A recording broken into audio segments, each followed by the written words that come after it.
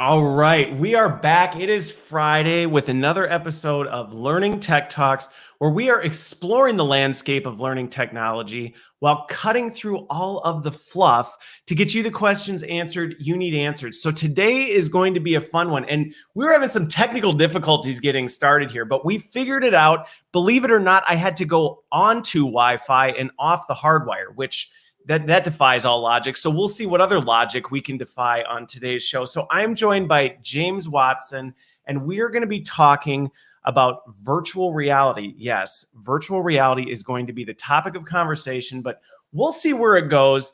But before we get into that conversation, let's get everybody who's joining. We've got probably one of the biggest Learning Tech Talks registrations of all time. So no pressure, James.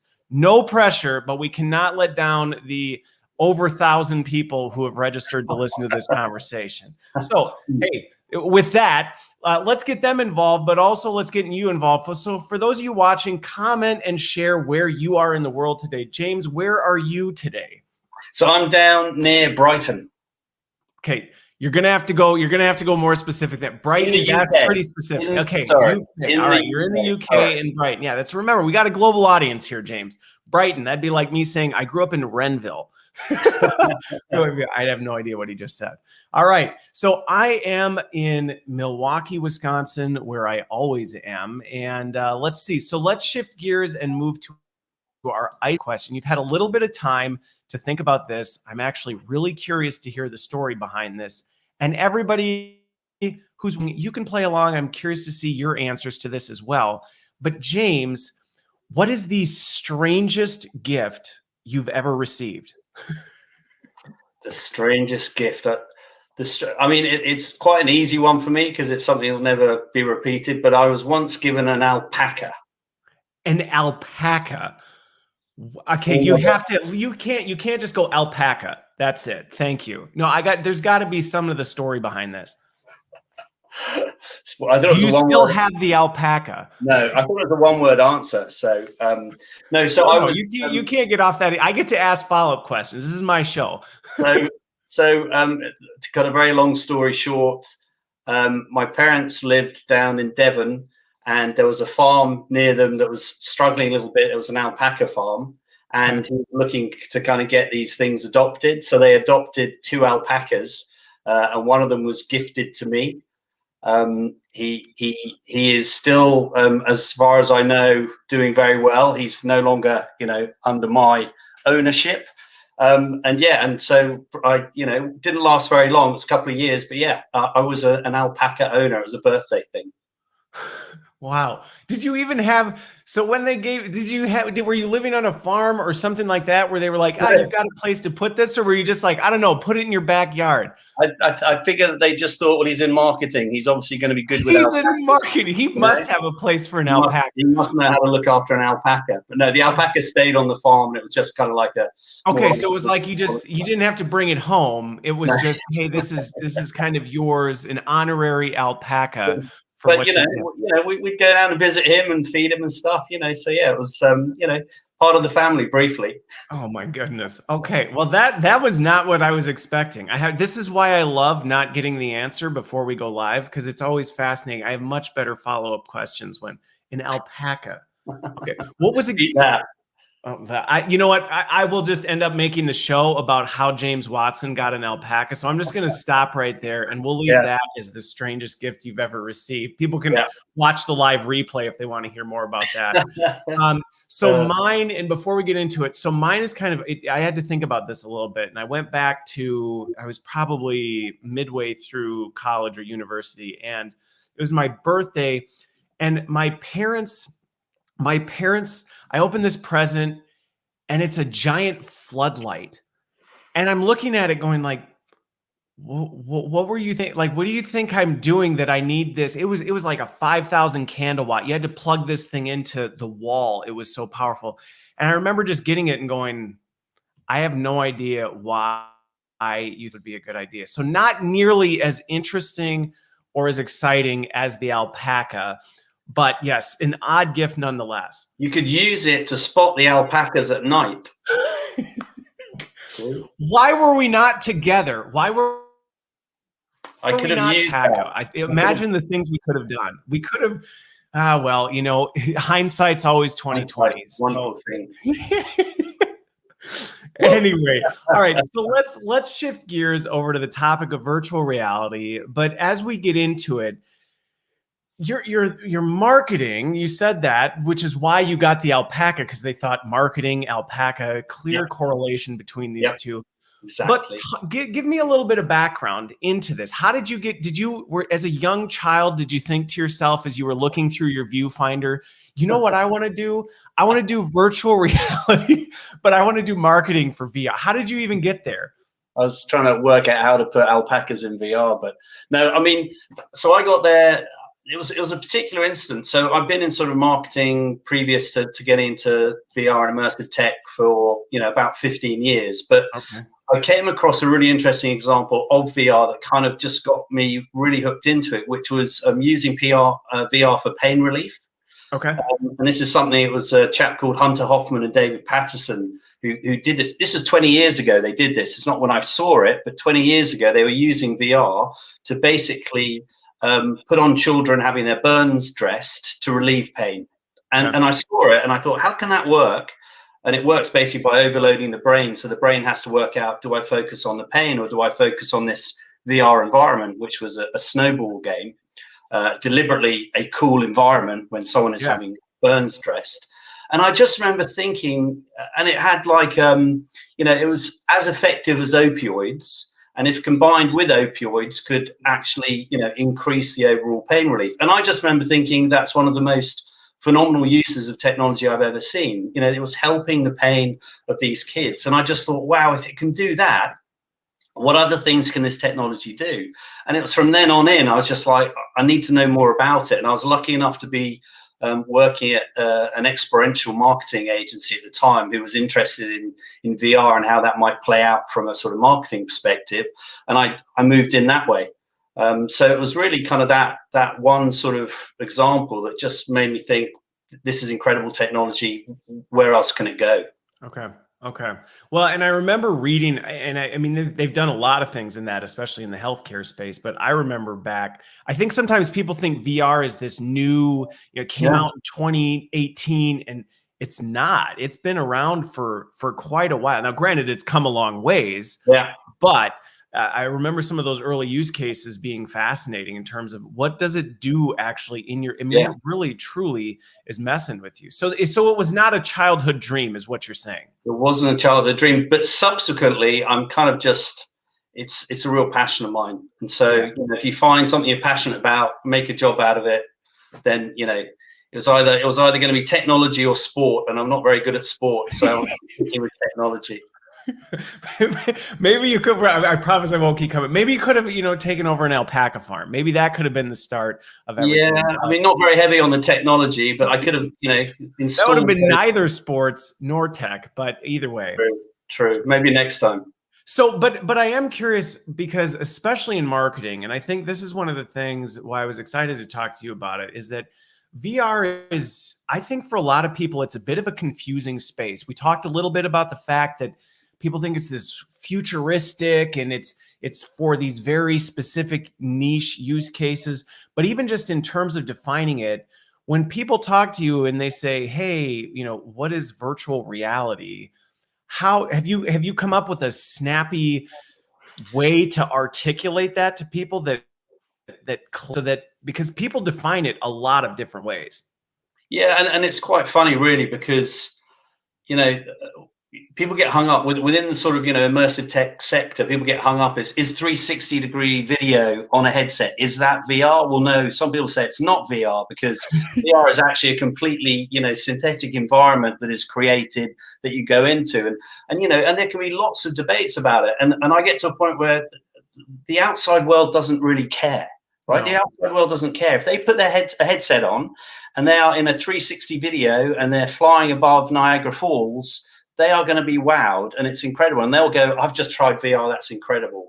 But actually, some people say, no, that's not VR. So the apologetics of virtual reality, right? I mean, it's a fair point. I think sometimes when you're too close to it, you start debating, well, technically virtual reality is only if it People meets get these passionate 73 about it. criteria. Yeah, people get passionate about it, and I just get to a point, go, so what? Because I'm always looking at the market, right? So what do they care? Is it important that you differentiate? And the answer is no, it isn't important. And how I would describe VR is it's a completely virtual environment that is completely sealed off from the outside world. So you put one of these on, little Oculus Quest here, put that on, and you are in a completely. Technically, that's the Quest 2, though, isn't that? Yeah, it's the Quest 2. Yeah, okay, I could go get my Quest. We could have a see. We could start apologetics debating right now about which one's what. Try and push it over, but yeah. So it's a completely virtual world, and within that world, you can be doing anything, right? I mean, people get confused: VR, AR, MR, XR. There's too many acronyms in here, really. Yes. VR is you're in a completely sealed off virtual environment. Simple. Augmented reality. It's overlaying stuff on the real world that you can see the real world. It's really simple. Okay. All right. It's so simple.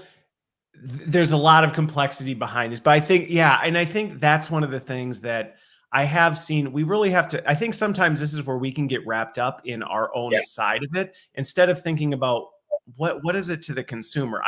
Similar kind of parallel. So I fly, I've got a whole bunch of DJI, I say drones, because that's what I call them, because people go, oh yeah, those things that fly around that, are controlled somewhere else.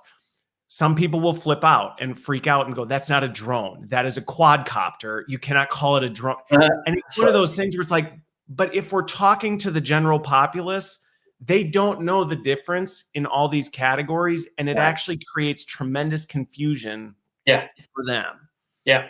Okay. Yeah, it is. And, just think about the bigger market and how people understand this thing. Think about how you tell your parents about it. Are you going to tell your parents it's a quadcopter or a drone, or are you going to tell them it's 360 video or it's VR, but they're different, Okay. So I will ask one follow-up question though, because would you consider VR to truly be headset required, right? Totally immersive, because there are some, and I know some of the guests on here, right? They would consider themselves in the VR space, but it doesn't require a headset. You can go into a virtual environment, not necessarily headset. So where do you draw the line?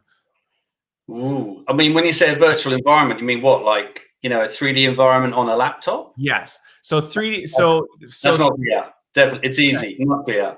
Okay. Not VR. All right. No, that's fair. Because all right. Well, and somebody said, let's see, Nathan said, if James says it, then it is. So if James says that it requires a headset to truly be VR, then we will say, for the sake of definition on the show, we will say it is immersive with a headset. But if you want to put a slight nuance on that, you do have caves, right? Which is like an enclosed sort of room with projectors that brings. Oh, now we're getting really technical. So is that virtual reality? Once again, the purists would say no. I think it gets a bit murky, but I would definitely say virtual reality to me is you have to have a real level of immersion that you wouldn't get looking at a flat screen. Okay. Yeah. And again, I think this is where, especially as technology continues to evolve, the lines continue to get a little bit blurred. Like you said, the caves, where it's like, well, technically you don't have a wearable on, but you have gone into a truly immersive environment that is taking you outside. And I think that's a fair point. When we say VR, we're saying it's truly taking you out of your reality into a separate one.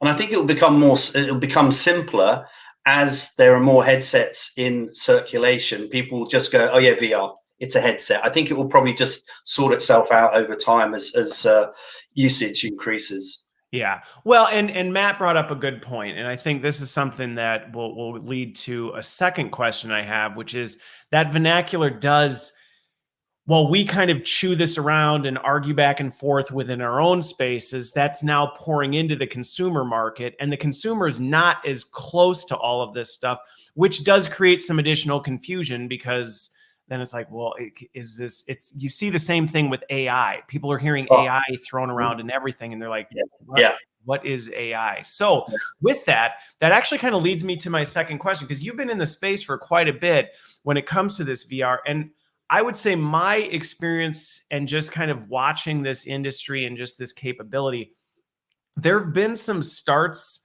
and stops and kind of bumps along the way in terms of its general acceptance, its general adoption. What have you seen as VR has continued to evolve? What are some of those things that maybe have led it to not being quite as mainstream as it could be today? Yeah, I mean, you're right. There's been a lot of stops and starts. I think luckily at the moment we're in a start, but that's not to say it won't kind of, ebb and flow a little bit. There's a really interesting thing called Amara's law, which is basically we massively overestimate the impact of technology in the short term and then really underestimate the effect of that in the longer term, right? So you get all this hype around a new technology comes out, think this is going to change the world. Actually, there's been too much hype. The technology isn't really up to doing what it says it's going to do. And suddenly everyone's really disappointed and thinks it's rubbish. But then over time, the technology does actually get implemented. It does improve and it has fundamental impact. So I think VR's kind of been in that space a bit. You see, there's every year there's an article, is VR dead? And you're sort of like, well, hang on a sec, I wasn't sure it was fully alive, but and suddenly now it's dead. Another problem is that people talk and they don't understand what they're saying at all. It's like, what's the killer app for VR? And I hear that, I heard that a lot, less so now. And I'd be like, what do you mean by killer app? And they wouldn't really know. It's just like a soundbite. Just like something you'd say, what's the killer app that's going to take it mainstream? But the big problem was everyone was looking at VR going mainstream for the consumer market, right? It was all about when is everyone going to have a VR headset in their home? A bit like back in the day, everyone's going to have a 3D printer in their home. Guess what? Have you got a 3D printer in your home, Christopher? I don't. I've debated it a few times. I'm like, all I'm going to end up doing is printing a bunch of junk. And I've got 5 kids, so I'm just going to have more trinkets to step on laying around the house. So no, I don't. So that was a calculated risk because I did think you could have one, but I figured, I'm hoping not. But yeah, so think about 3D printers, right? Everyone's kind of banging on about that back in the day. Amazon, you're going to get your order from Amazon and you're going to print it. You're going to print it in your home, And so there was all that hype around that, and that ultimately didn't really get to where it expected to. Once again, back to Amara's law. So the key point being is it was always thinking about when's it going to take off for the consumer market, when are people is going to be mass adoption, which is just unrealistic even still. When this headset is $300 or whatever, you're not going to have mass adoption. And so I think that was a big problem. But what's happened, I would say, in probably only the last couple of years is there's been a realization within the sector that the consumer market is a way off. Until Apple bring out some fabled, beautiful piece of kit that kind of looks like some glasses and you flip it into VR mode and then you flip it into AR mode, which is a long way off, although depending on who you listen to, but it's quite a long way off. I'm sure in the comments we'll get lots of feedback on that one. There's something coming. I don't think it's going to change the world. It'll look beautiful and cost a load of money, but I'm not sure it's going to change the world. But so in that space, it was a case of saying, well, you have to wait for where is the proper market? Where is the real market now? And it's enterprise. It's all those those amazing training examples, the medical examples you talked to. So the market kind of just went, oh, okay, let's not wait for the killer app for consumer because that's not in the next 5 years realistically. But hey, look at all these huge enterprises who are screaming out for better training, better learning and development, better employee engagement. Oh, hang on a sec. There are some real core use cases there. So, and if you look at a lot of the coverage in the past year, most of the coverage now is about enterprise. They don't talk so much about consumer. There is talk about consumer because of this headset, which has really revolutionized the whole market. But it's really people have gone, okay, that's a little way off. Enterprise, that's where we should focus. Okay. Well, and so let me, because I've got a point of view on this, although I don't think I have the cred that you do on it. So I don't think what I say will immediately become fact. But, I think to some regards, some of the futuristic nature type stuff we've put around it, I've actually seen makes people feel like, oh, this is way out there. This is this, ubiquitous, kind of distant. I don't really see a practical. It's actually almost kind of distanced it from practical type. Hey, this is the kind of stuff you can do with this stuff. It's for video games, and you can maybe use it for if you really want to have a cool movie experience on Netflix, but it's not really practical, which I think is unfortunate, because even for myself, I've got a couple of these things, and I've taken my kids on.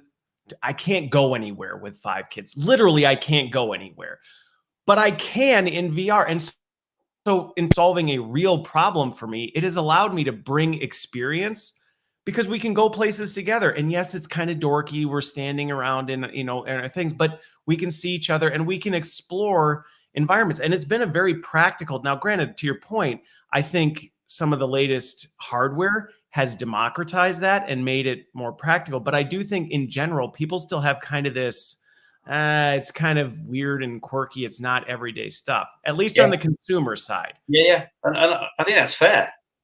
I think you're right. Absolutely. And the majority of people, if you ask them in the street, they'll say, oh yeah, that's for gamers, right?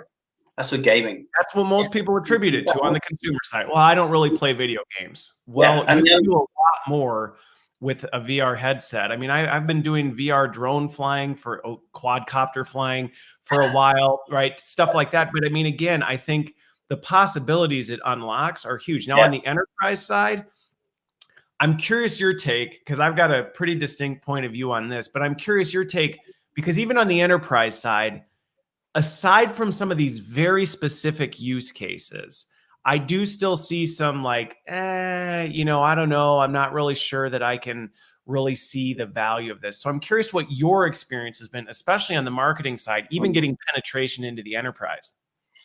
Yeah, I mean, I think the challenge we have, right, is, when you're as close to the technology as I am, you do have to pull yourself out sometimes and go, okay, but what does the market think? And it's really dangerous to get, really carried away with the technology for technology's sake. So, and sometimes it's quite hard to keep that balance, because you believe in the technology, you see the potential, so you just think it can kind of solve pretty much anything if you try hard enough.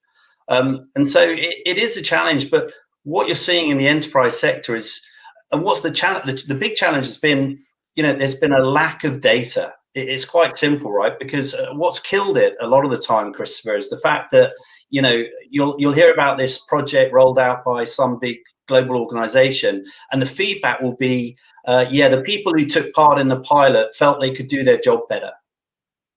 And that's it. And that is just a killer, because it's like, well, of course they think they can do their job better, because they just tried this incredibly cool tech. There's someone who has a run-of-the-mill job that isn't that inspiring. They normally train looking at some PowerPoint or some, and they've just tried this amazing piece of kit. Yeah, they're going to think they can do their job better. And that used to drive me mad, to be honest, because I felt that was actually doing the technology a disservice. I'd rather not even sort of talk about people, felt it's going to help them, because there isn't the data. But the data is coming out now. The data's coming. It's getting there now. And I've got some really interesting stats that I came across recently, and this will really drive the sector, particularly enterprise. But there's a brilliant example that I talked about recently, which is the US Air Force working with a company called Sketchbox. They've put their C-19 training, the big cargo planes with the nose that lifts up, and they put some of their training into VR, and they basically shortened the time by 25% to get one of these cargo loaders qualified.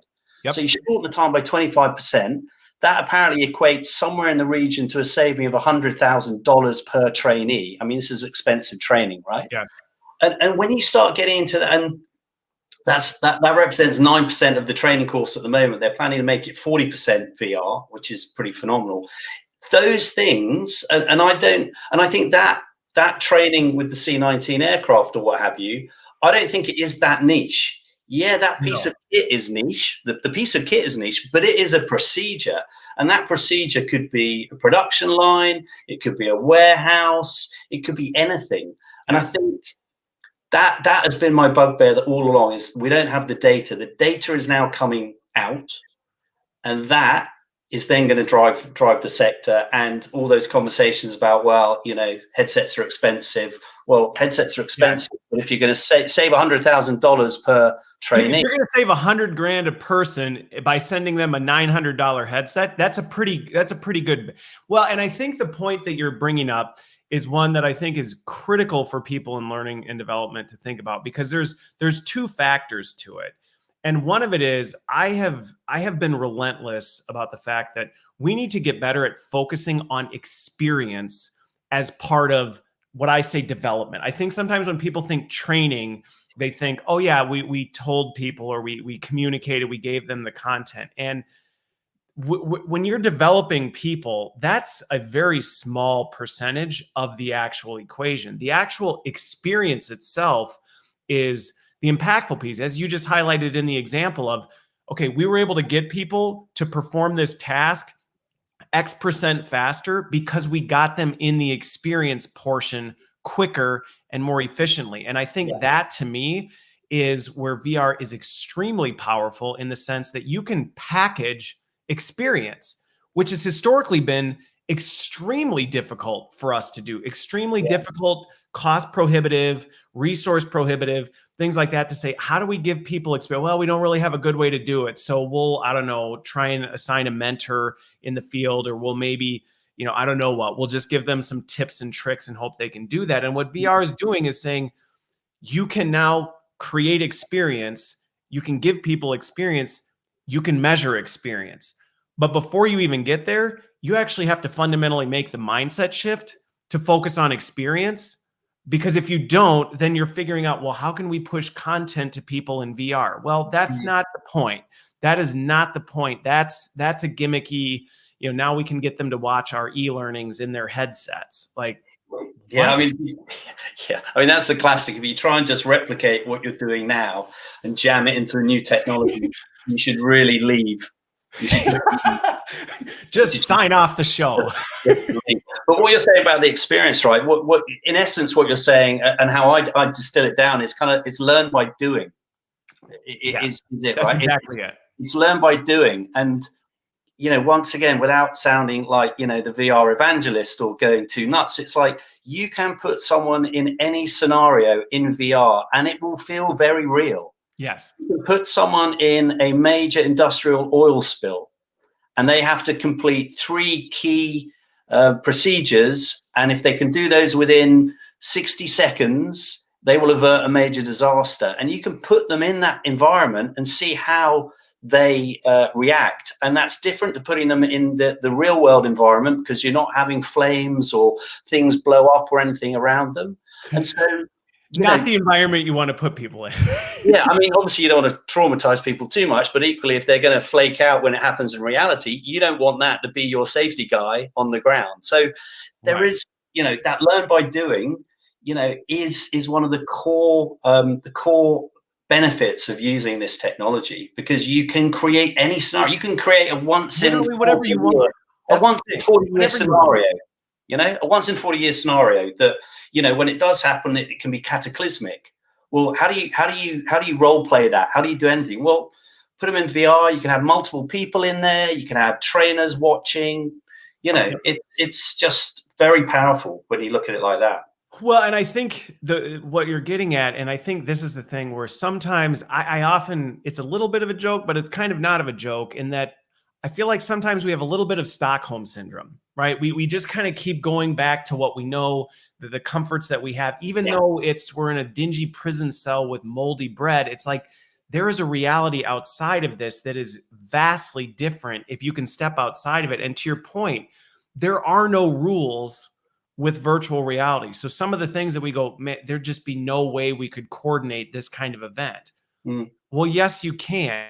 Now, the thing that Carlos asked that I think is interesting, and I'd love your take on this as well, is I think sometimes it's easier for people to quantify or kind of compartmentalize. Okay, I can think about that for maybe a safety simulation, or if you're on a manufacturing floor, things like that. But maybe I'm responsible for soft skills or, leadership type training. And to me, my response to that is, and you can simulate that same type of thing when you actually take the time to break down, what does that experience look like? What is the situation that's happening that you need to recreate and recreate at scale.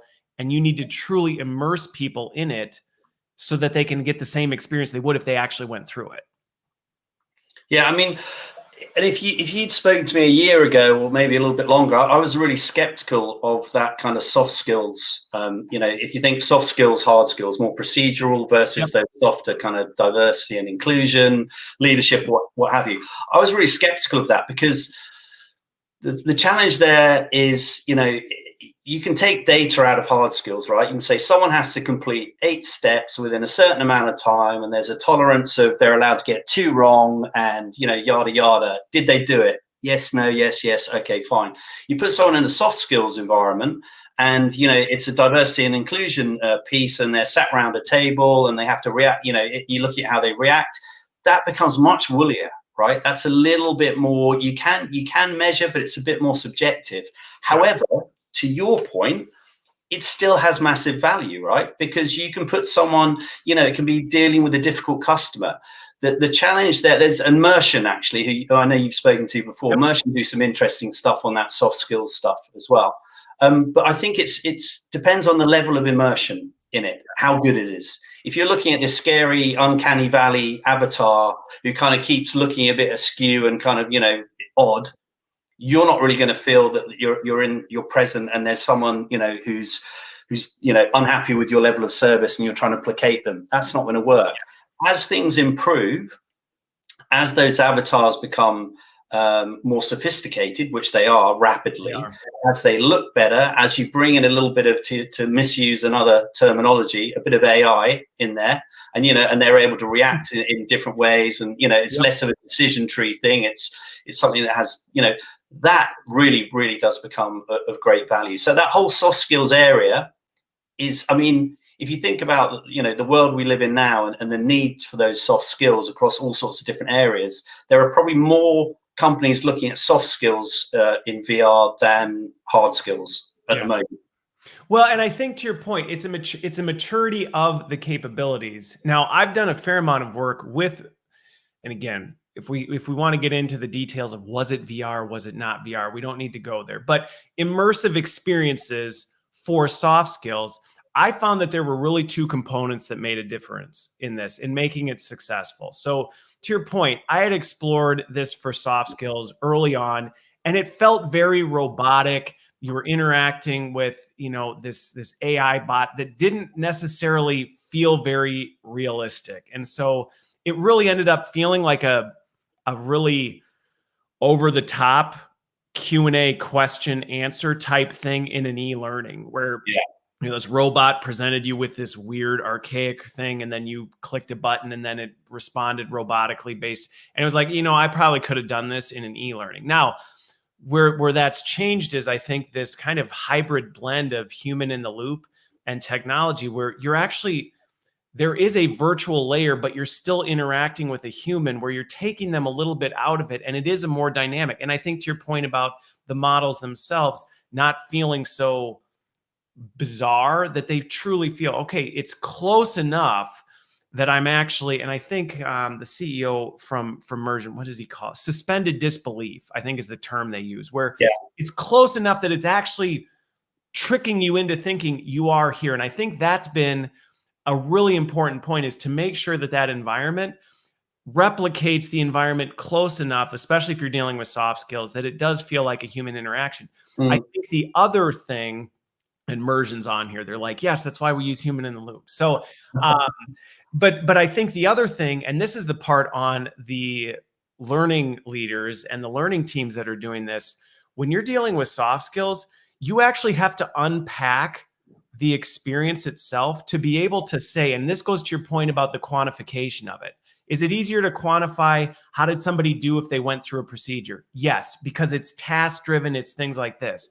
If it's an interaction with a human, you actually really have to decrypt what is a good experience look like for that human. Because when you do that, there actually are components you can say, well, if I'm having a discussion with James, then these are the behaviors we want to be looking for in that interaction. Kind of like an SOP.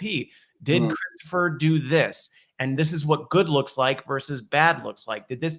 And if you actually get those behavioral metrics, I've done it. You can have some pretty powerful data coming out of here saying, we were able to simulate this experience and quantifiably measure whether or not a person was able to perform certain things in the soft skills arena. And there's some, it's less soft skills, but it's kind of between soft skills and hard skills. There's some really interesting work going on in like executive leadership training. Yep. Whereby they're putting people into multi-user VR environments and giving them tasks. So you're kind of testing it's task-based, but it's also how they operate as teams. And they're also overlaying psychometric testing in there and building all that in. And that then becomes really interesting as well, because that's almost like it's kind of seeing how people react doing a task, but you're more interested in the reaction than the task. So it's almost like a combination of that soft and hard skills piece, which I think is only going to go on to become more and more important as, you know, distributed workforces, you know, cost implications, everything. You know, why wouldn't you do that? And also, you know, more engaging training. So it kind of wins on a number of fronts. It does. It does. And I think that's where, you know, when I hear people say, well, VR is only for operations or safety training, I say, I would disagree. I would argue against that and say, no, I think you're limited in your thinking of experience and to your point, or practice or whatever you want to call it. You're thinking only about things that you can quantify in that sense. And I think there's ways to quantify this. But this actually gets me to the next point that I want to talk about is this data side of things. Because this is accelerating ridiculously fast in terms of what we can even detect and what kind of data we can pull. I mean, ocular movements, stress levels now with haptics, like there is so much data that we're capturing. I'm curious how you're seeing, you know, kind of that rapidly evolve. I'd love your take on how that data piece is accelerating. Yeah, I mean, if you think there's sort of core buckets of data, right? So within VR, you can you can now with certain headsets and other sensors you can add in. There's, you know, full haptic body suits as well from people like Tesla suit and what have you. So you can get all those biometrics, which is really important in any environment, soft skills or hard skills, right? You know, how did someone react when, you know, pump number 3 shut down and then 4, 5, and 6 went? Oh, wow, look at their heart rate, look at their, where they're looking. Are they looking in the right direction? So eye tracking, but also in soft skills, you know, as that angry avatar who maybe isn't perfectly, you know, lifelike, but start shouting in someone's face, still had an impact, right? They still, you know, so you've got those biometrics. You've also, you know, movement, every single movement can be tracked in VR, which is amazing and scary. I think. Well, the thing about it is we actually can capture more data on things in this space than we can in real life, if you think about it, because it's like everything has a data point, which to your point is exciting and terrifying. Exciting and terrifying. Everything. So, you know, there's even, it takes you into this whole sort of like, wow, you've got all that data, right? So you can then start from VR. You can, I've read stuff about where you can work out by someone's walk in VR who that person is in real life. So someone could go and do something in VR and take some training, and then you could have some, you know, CCTV cameras around or whatever, and they go, oh yeah, that's so-and-so because we've got the walk from. So, but that's getting into a sort of weird data cyber we'll security. Go there. If we have time, we're going to go there a little bit. I won't go too far down the rabbit hole, I promise. You know, because that does, I mean, I think we shouldn't get too worried about how scary the data is yet until we understand the data, and the data isn't necessarily being captured to that level yet and what have you. But yeah, so movement, biometrics, voice. You know, there's voice in VR. You know, you're talking to people in VR as well. You're not just in this sort of like mute world.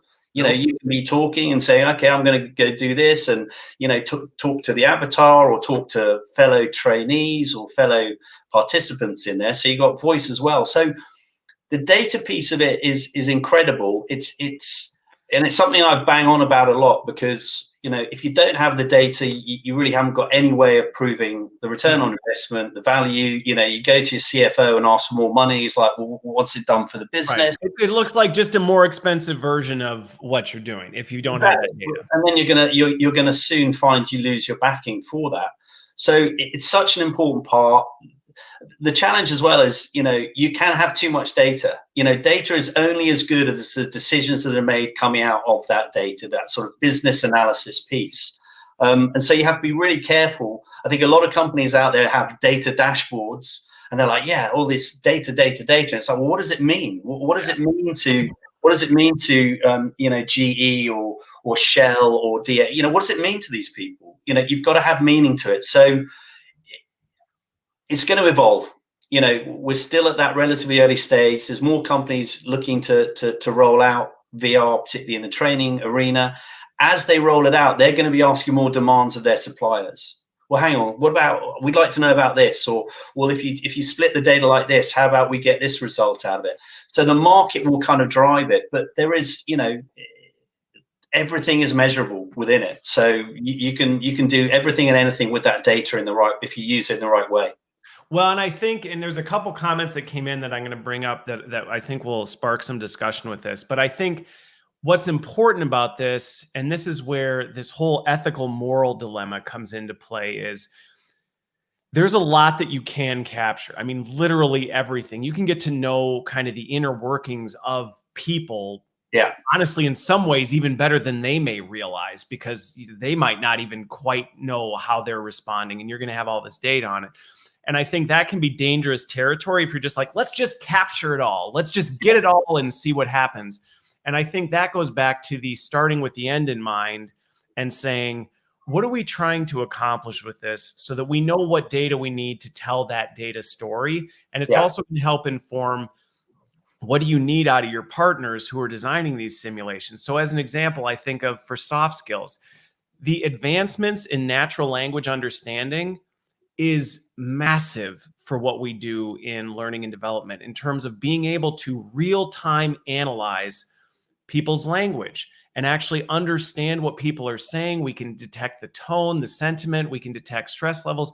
All these kinds of things can help us start to develop people in a way where we say, we actually have data on how you perform in this, but you need to start with this first and say, what are you trying to get people to perform for, so you can back into what capabilities and data do you need. And I think the comment I was going to bring up is, movement pattern recognition is another one of those, like natural language understanding, where you say, that's extremely powerful, but you need to know, what do you need to do with that information first? And is it relevant? Is it pertinent, what we're trying to do, so that we can back into a solution that's using that to help us tell that story?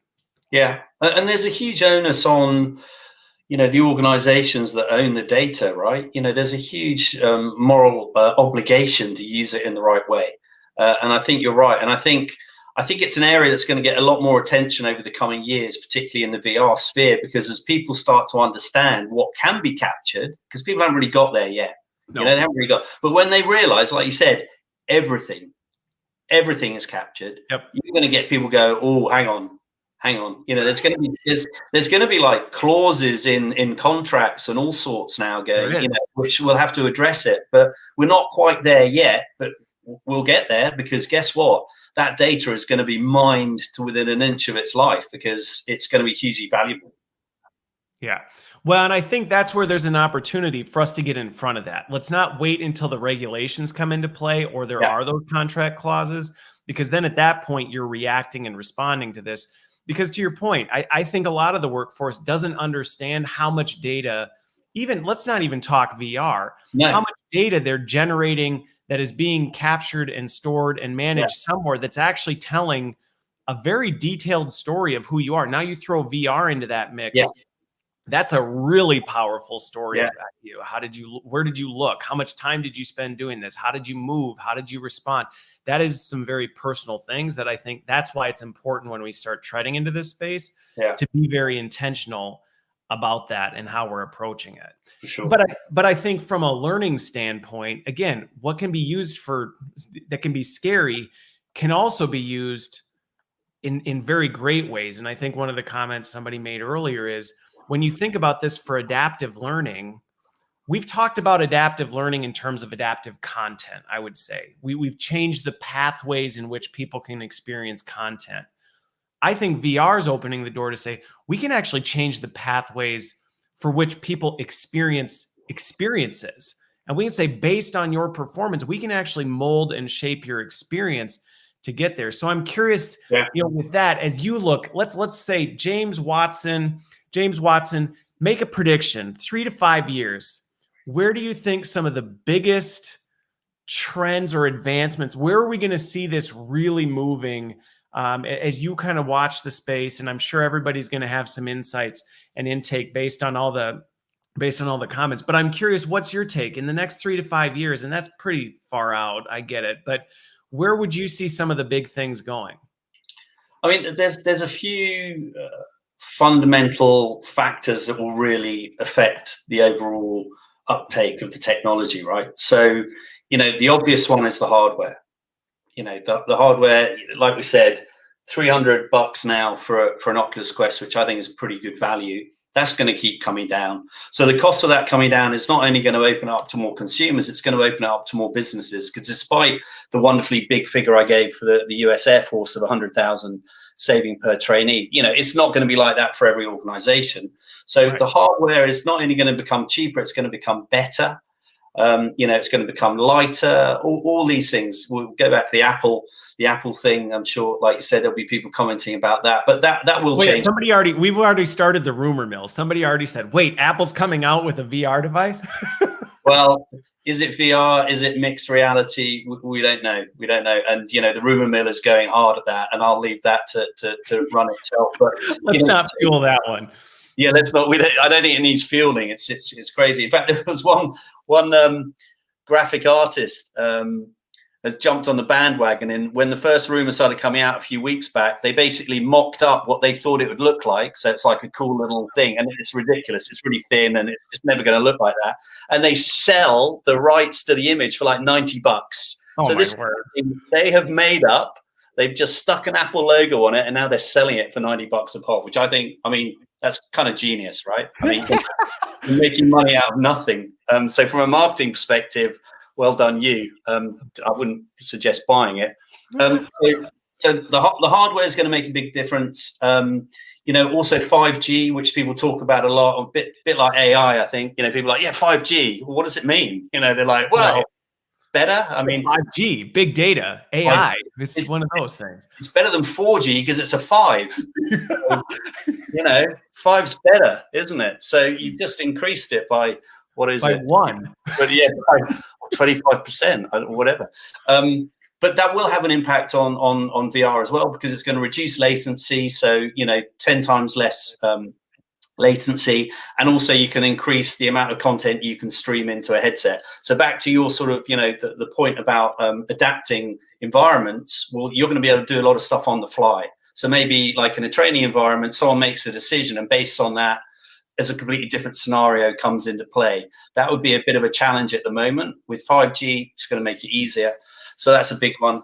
And I think where the market is really fundamentally changing is, look at the situation we're all in currently. It's different levels of lockdown. It's an obvious one, but remote working. I mean, my view is that this has been a mass enforced experiment. And for some companies, it's been painful. For other companies, it's been quite enlightening. But wherever we get to, as we move, vaccinations rolling out, that's all very positive, and we'll get beyond this. But what you will have is the expectations of employees will have fundamentally changed. Yeah. There's an expectation from pretty much every employee that they're not expected to go back full time into the office. Although I did see something from the head of Goldman Sachs.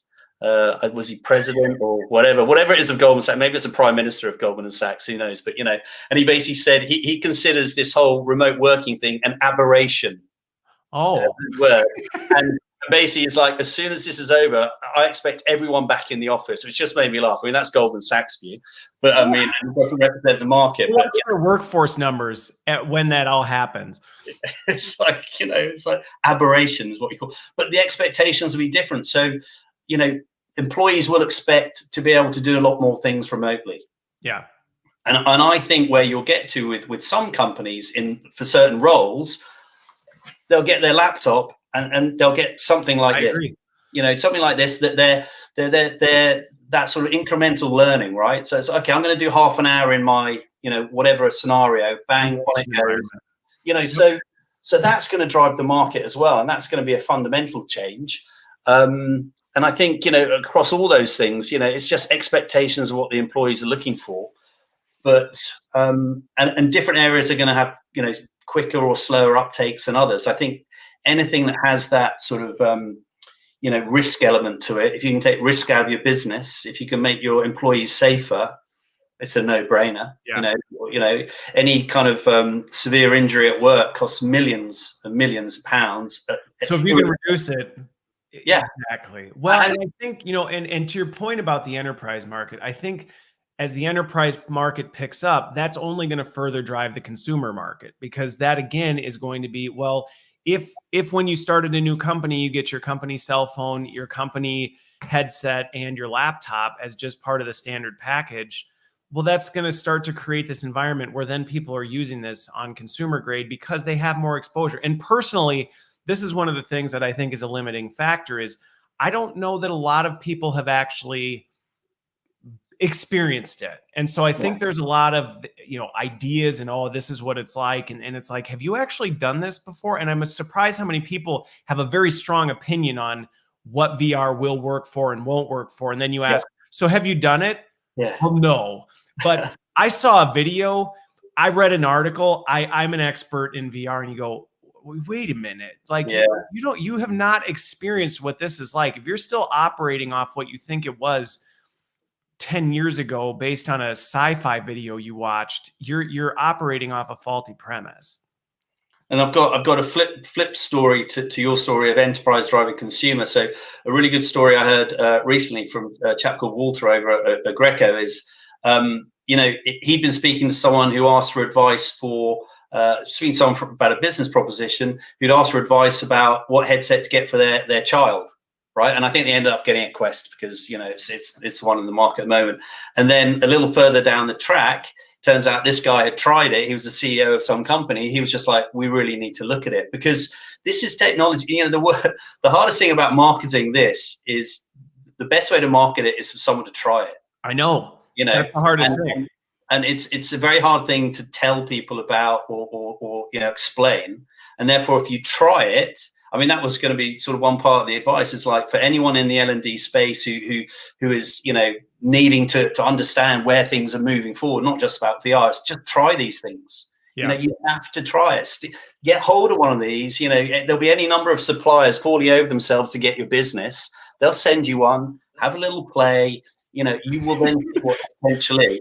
As every L&D person watching this now is like, I'm going to send a request out to get my hands on one of these. If you'd like my business, I would like 3 Oculus.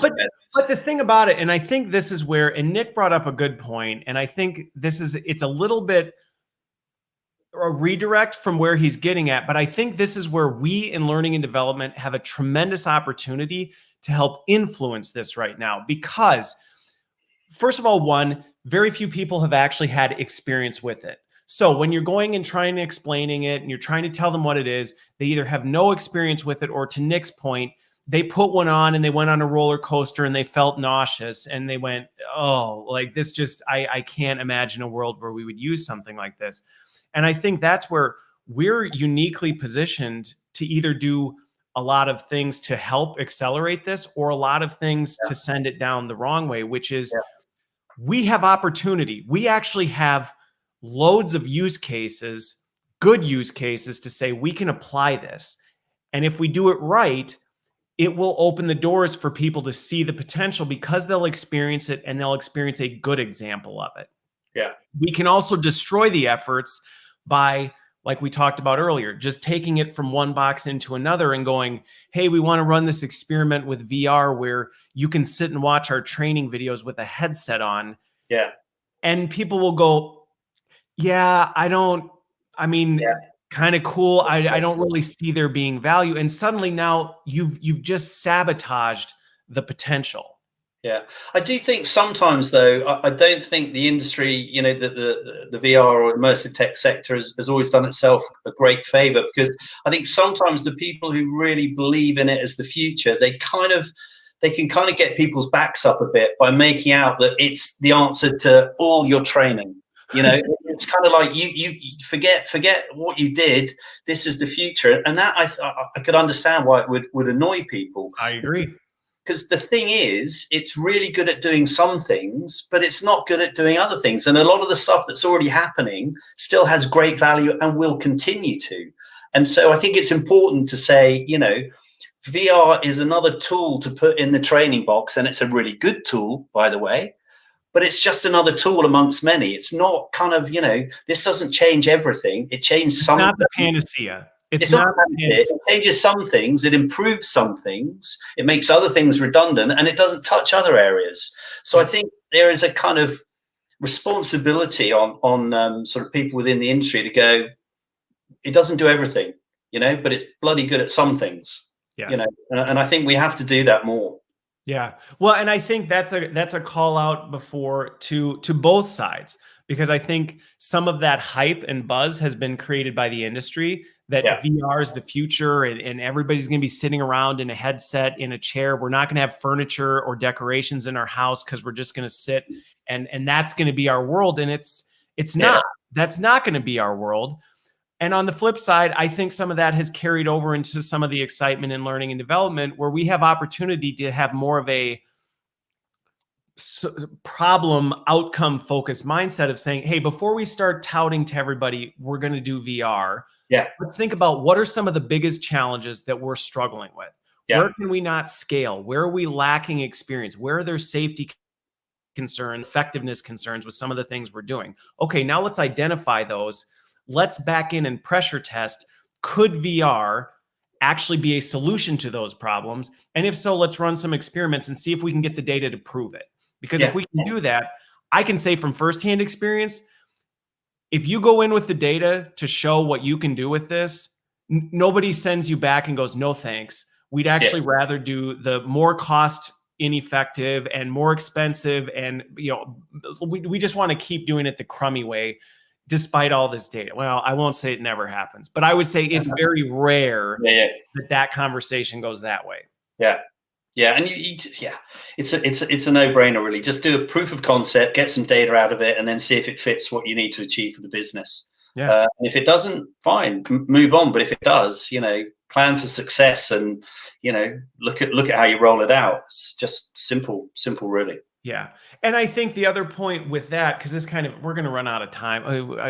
There's about 500 other areas I want to go with this. So maybe we'll have to do a follow-up session. But, I think to your point with that, that's one of my last questions is, what are one of the things that learning and HR leaders should think about with this? And I think that's probably the biggest takeaway from this is figure out what those problems, those challenges that you're trying to solve are first, then back into the tech and experiment with it. Don't go into it being like, we're going, I think of the digital transformation episode I had, I think last week, where it's like, we have $5 million and one chance to do it right. Like, don't approach it with that sense. Approach it from a experimental thing to see if you can get the data and then move it forward. Is that fair? Yeah, absolutely. I mean, I think, you need to look at it from a perspective of, plan, do a proof of concept, then plan for success. Don't sort of be surprised when something works, then worry about how you're going to roll it out and how you're going to deploy it. You've got to think, okay, if this works, what does this mean for our business? How does it integrate with existing systems? You don't want duplication, you want integration. It's really straightforward. And all those sorts of things. And you should approach any business challenge in the same way. What do we need to solve? This isn't just for VR. Not for VR. Where do we need to get to? So we need to get our employees who are more skilled in this area. Okay, what's the best way to do it? And invariably, it'll probably be a combination of a different number of things, right? One of those might be VR. But don't approach it like some technology that's landed from outer space. It is a tool that may suit what you need to achieve as a business, but don't get ahead and choose the tool before you've worked out what you need to do for the business.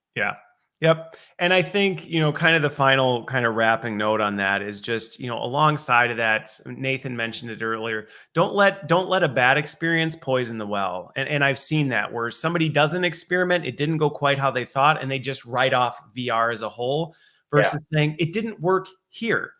So maybe it'll work over here, and continue with that experimentation mindset. And honestly, the advancements I've seen in this space in the last 5 years, things that you're like, well, VR won't work because of this. Yeah. And you're like, that's changed. I mean, you think even hand tracking and some of these biometric data pieces, it's like you can do things now that you couldn't a few years ago. So I think in the L&D community, if you haven't tried it, you know, at some point, try it. You're probably not doing as good a job as you could, if I'm really honest. Yeah. All right. Well, we will we'd end up talking the rest of the day if we just kept going. So I'm going to wrap it up. Thank you to everyone who joined us. This was a great discussion. Hopefully this shaped your thinking a little bit differently, gave you some exposure to some things. And it's so thanks for all the comments, all the interaction. This was a blast. But I wish you all a fantastic weekend. I hope you have a good one. James, I hope you have a great weekend. And we will stay in touch. So have a good one. Thanks a lot. Bye, everyone.